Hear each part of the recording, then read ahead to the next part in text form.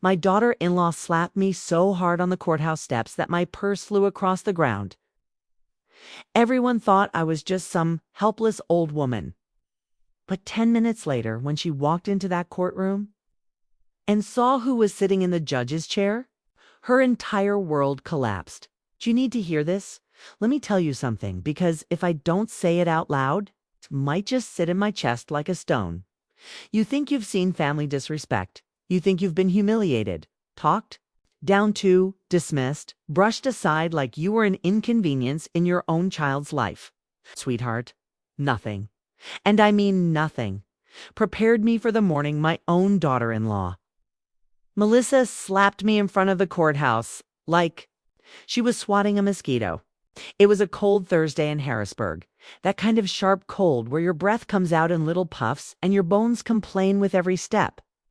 I was walking up those courthouse steps slowly, carefully, because these knees haven't been 25 since Reagan was in office, when suddenly, slicing through the morning air like a cracked whip, I heard her voice behind me.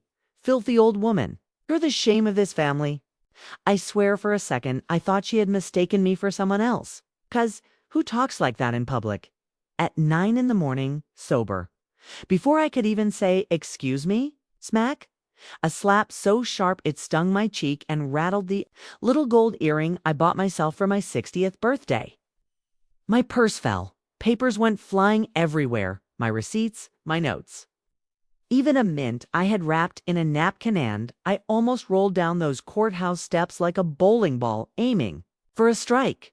And the saddest part, the part that still crawls under my skin when I replay it in my mind, was seeing my son Mark standing right beside her.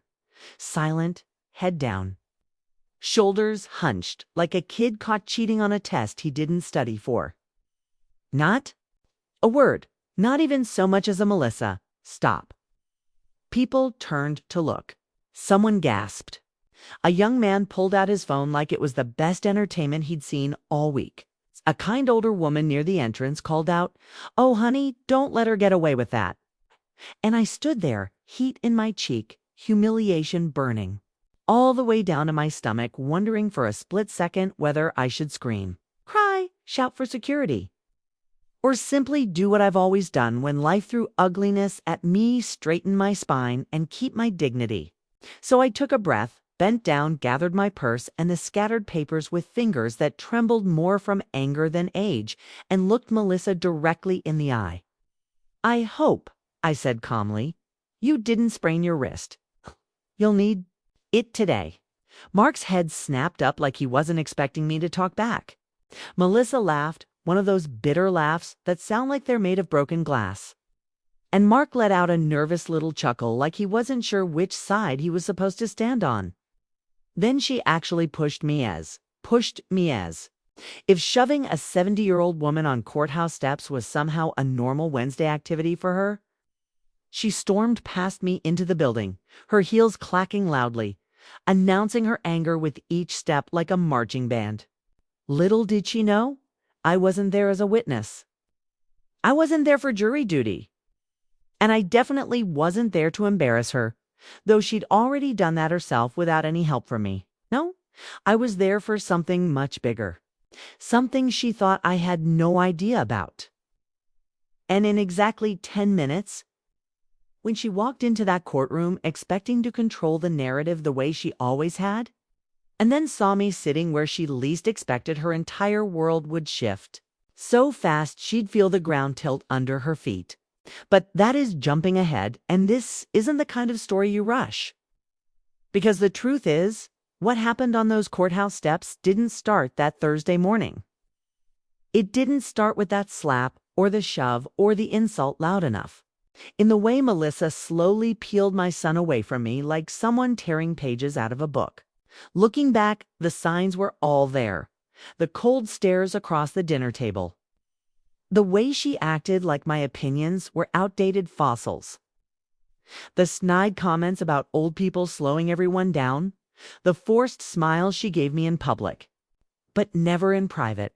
I ignored them. I chalked it up to personality differences. I told myself she'd grow out of it, calm down, mature, soften. But when someone shows you who they are, you better believe them the first time. And Melissa, she never softened. She sharpened. But even she didn't know that the woman she slapped on the courthouse steps wasn't just a mother-in-law she hated. She didn't know she was slapping the one person in that building who could turn her entire day, her entire plan, her entire life upside down. And I had every intention of doing exactly that. If you've ever watched your son change because of someone he married, you already know the kind of ache that settles deep in your chest. The kind that doesn't throb loudly enough for anyone else to notice, but never fully goes away, like a bruise under the skin. That was the ache I lived with when Melissa stormed into Mark's life, like a gust of wind that slammed every door behind her. She wasn't subtle, not by any stretch. She was loud, sharp, opinionated, the sort of woman who ordered a simple cup of coffee like she was cross-examining the barista. She walked into every room like the room should be grateful she chose it. And at first, I tried. I tried harder than I probably should have. I brought casseroles, good casseroles, the kind that usually make grown men close their eyes after the first bite. I complimented her hair even when it looked like she'd gotten into a fight with a curling iron and lost. I offered to help with the kids when they came along, rocking babies to sleep while she scrolled on her phone and sighed dramatically as if breathing near her children was a task only gifted to saints. But to her I was, what were the words? Yes, dead weight, old-fashioned, and my personal favorite, taking up oxygen someone younger could use. I remember blinking at that one, actually glancing around the room like oxygen was some limited subscription service and I was hogging the premium plan. The disrespect wasn't loud, not always. Sometimes it was quiet, sneaky, woven into little moments that seemed harmless until they stacked on top of each other like heavy bricks. Over the years, she chipped away at my relationship with Mark. Piece by piece. It wasn't sudden. It was slow erosion. Family dinners that used to be weekly turned into monthly. Then we'll see, then maybe next time. Until finally, they just stopped. Phone calls from Mark turned into rushed 2-minute check-ins he'd whisper in the garage so she wouldn't hear him talking to me too long. Birthdays, once loud and joyful and full of laughter, became awkward 15-minute visits where Melissa sat on the couch stiff as a broom handle, scrolling on her phone like she was serving a sentence. And slowly, painfully, the boy who used to kiss my forehead every night before bed became a shadow. A man whose shoulders slumped whenever she entered the room. A man who nodded along with whatever she said, like he was afraid disagreeing would cause the floor to collapse. A puppet with a wedding ring. And I kept telling myself, be patient, Eleanor. It'll get better. They're young. Marriage is hard. No. What was hard was watching the light dim in my son's eyes. Watching him fold himself smaller and smaller to fit into the tight box she demanded he live in. Then, one afternoon, quiet, ordinary, nothing special had happened. I found something I was never meant to see. Something she hid. Something big. I was using their home computer to print a recipe because my printer had decided to die that morning. And Melissa had forgotten to log out. There on the screen were folders, documents, spreadsheets, and money. Lot of money, moved, shifted, hidden. Money Mark didn't know about, money the IRS would certainly want to know about. Money transferred between accounts she opened behind his back. Digital fingerprints everywhere. She had the arrogance of someone who thought no one would ever check. But she didn't know who she was dealing with. I might be 70, but I know how to follow a trail better than a bloodhound when something doesn't smell right. So I printed the evidence, neatly, organized, highlighted, color-coded, yes. Color-coded because if I was going to expose her mess, I wanted every page to sparkle with clarity. I remember sitting at my dining table, the papers spread out before me, my hands trembling not from fear, but from the realization that the silence of the past years had a reason. And it wasn't just personality differences. It was deception, manipulation, control. So what did I do? What any filthy old woman, as she so kindly called me? With a lifetime of common sense and a low tolerance for liars would do, I stopped, pretending. I took that neatly organized evidence straight to the courthouse because someone had to protect my son from the mess she created. And clearly, he was too deep under her influence to see the smoke, never mind the fire. I didn't expect the slap that morning. I didn't expect the shove. I didn't expect her voice screaming insults loud enough to echo off the cold stone walls like a siren. But I should have known. When people feel the ground beneath them start to crack, they lash out. And Melissa always fought dirty. Oh, sweetheart. Karma was already walking up those steps behind her. She just didn't know it yet.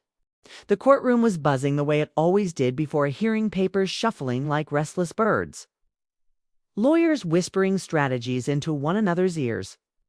Heels tapping against the polished floor, and that ancient air conditioner in the corner rattling like it was held together by one rusty screw and a prayer.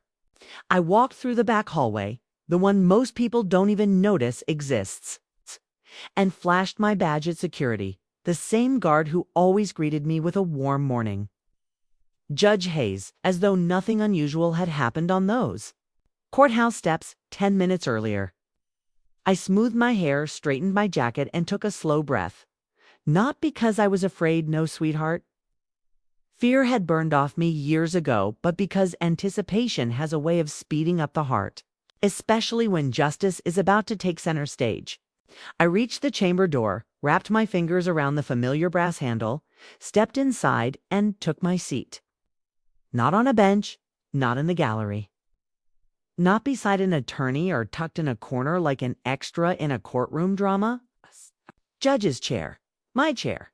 The one I had earned with 3 decades of late nights, early mornings, law books thicker than my thigh, and enough patience to outsit a turtle. Yes, ma'am, the Honorable Judge Eleanor Hayes, yours truly. So when Melissa Patterson, my daughter-in-law, my tormentor, my morning slapper, walked into the courtroom 10 minutes later, still laughing, still adjusting her hair, still wearing that smug expression of someone who thinks the universe exists, purely to applaud her decisions, her face turned the exact shade of skim milk the moment she saw me. She stopped so abruptly that Mark bumped into her from behind. "Yo," she sputtered, pointing with a trembling finger like she was seeing a ghost instead of the woman she'd assaulted in public. Mark grabbed her arm, his voice a harsh whisper. "Melissa, stop, please." Before she could respond, the bailiff stepped forward, voice booming loud enough to wake the ancestors. "All rise for Judge Hayes." And oh, the way her body froze like a deer realizing the headlights weren't Christmas decorations was a moment I will tuck lovingly into my memory for the rest of my natural life. The entire courtroom stood. Melissa stood last, knees wobbling like overcooked noodles. I looked at her with the calm, collected professionalism required of a judge. But I allowed myself just for a second a tiny flick of satisfaction in my eyes. Not vengeance, not cruelty. Just the satisfaction of a woman who had been pushed too far for too long and finally had the truth on her side. "Mrs. Patterson," I said evenly, my voice echoing through the silent room, "I believe you and I have unfinished business." A collective gasp rippled across the gallery like a breeze rolling through a field. Melissa opened her mouth, closed it, opened it again. No sound. For once in her life, silence suited her. Mark looked at me with wide, guilty eyes, the kind that said I had no idea, and whispered, "Mom, I didn't know." Oh, sweetheart, I knew he didn't know. I'd known for years that his life had become a stage where Melissa directed every scene, and he simply followed the script she handed him. But the time had come for him to serially see who he'd married and what she'd been hiding.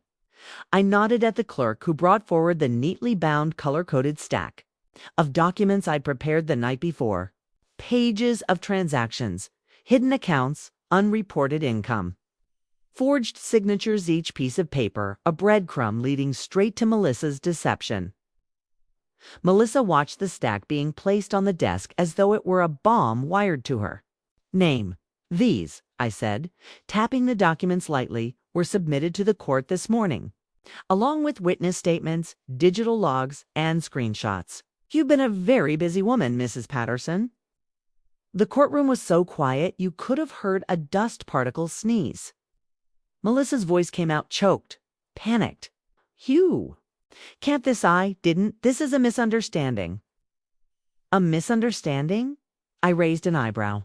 Then I'm sure you'll be eager to clarify every misunderstood transaction totaling. I flipped to page 300. And $17,000. Mark's head snapped toward her so fast he nearly gave himself whiplash. 300, Melissa. What is she talking about? Oh, she didn't answer him. Coton? Her mouth opened and closed like a fish someone dropped onto a dock. Aline? Forward slightly. Not as a mother-in-law, but as a judge. Mrs. Patterson, the court takes financial fraud very seriously. And given the evidence presented, we have reason to believe evidence. She shrieked, pointing at me with shaking hands. She hates me. She's doing this to ruin me. She's jealous. She's always been jealous. She's just a bitter. Old woman, careful, the bailiff warned. Very careful indeed. I didn't flinch, didn't blink. This hearing is not about personal opinions, I said calmly. It is about documented actions. And you, Mrs. Patterson, have a great deal to answer for. The reality began sinking into her bones then, settling like a cold weight on her chest. She wasn't in control. She wasn't winning. And she wasn't going to talk her way out of this one with insults, intimidation, or theatrics. For the first time since the day she married my son, she looked afraid. Truly afraid. And that, more than the slap, more than the shove, more than the years of disrespect, was the moment. I knew justice had finally stepped into the room.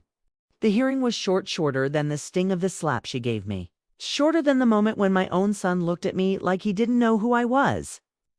Shorter than all the nights I lay awake, wondering how it ever got this far and whether I had somehow failed as a mother, as a woman, as a human being. Melissa walked in the room like she was entering a stage. Chin lifted, shoulders squared. Wearing that same expensive coat she bought with money she claimed she didn't know anything about. And she had the audacity to sit down across from me with a look that almost dared me to break, to cry, to crumble in front of strangers so she could play the angel. But I didn't. I sat there as steady as the old oak tree in my backyard. Yes, bent at times, yes, but unbroken. Melissa tried everything. Fake tears that came too quickly and too dry to be real. Fake innocence so overacted it almost made me laugh. Gosh. And fake confusion that made her squint dramatically at documents she absolutely recognized. At one point, she even clasped her hands together like she was praying and said, I would never disrespect an elder. As if she hadn't slapped me so hard my hearing rang for hours. Ma'am, 500 people saw you do it, and 2 of them uploaded it to Facebook before we even left the parking lot. The judge didn't roll his eyes, but if facial muscles could talk, his would have said, Please don't insult my intelligence. I didn't raise my voice, not once. I simply slid the folder across the desk, neatly labeled, colored tagged, and organized the way decades of working in an administrative office had trained me to do. Every transaction, every lie, every transfer she made at 1 a.m., thinking no one would ever notice. Every time she misused my account because she assumed I was too old, too naive, too grateful to speak up. As she looked at the pages, the color drained from her face like someone pulled the plug on her confidence. Mark, my son, my baby, I held, with hands that were steadier than they are now, looked sick. His hands shook, not subtly, but visibly, as if the truth trembled through him. He looked at Melissa, then at me, then back at Melissa, trying to piece together the version of the story he'd been fed with the reality sitting before him in black and white.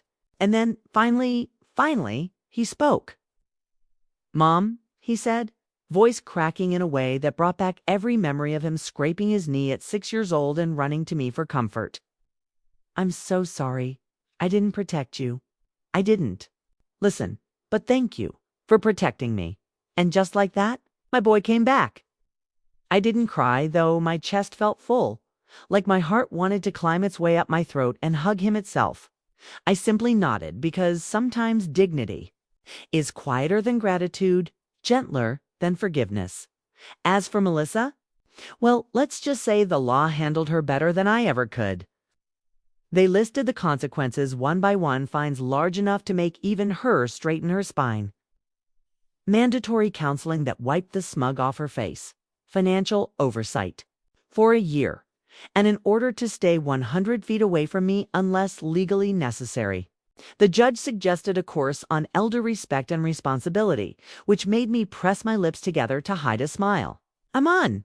She walked out. She didn't scream. She didn't shove past anyone. She didn't call me names the way she used. To win, Mark wasn't within earshot. She just stared at the floor, the same floor where she slapped me. 10 minutes earlier, like suddenly tiles had become fascinating. Funny how life works, isn't it? One moment you're the loudest person in the room, swinging your hand like you own the world. And the next, you're a shadow of yourself, tripping over the truth you tried to bury. Mark walked me out to the car, holding my elbow like I was made of porcelain. Mom, you shouldn't drive, he said softly. But I smiled and told him I'd been driving since before he was born and I would get myself home just fine. He didn't want to let me go, not because he doubted my ability, but because guilt wraps people in a way that makes them cling. I hugged him longer than I expected to, long enough for him to whisper, I'll do better. I promise. I nodded again. I believed him. Maybe not in full, not blindly, not with the naive trust I once had, but enough to hope. And sometimes, hope is stronger than all the bitterness in the world. When I finally got home, slipped off my shoes, put the kettle on the stove, and made myself a cup of tea.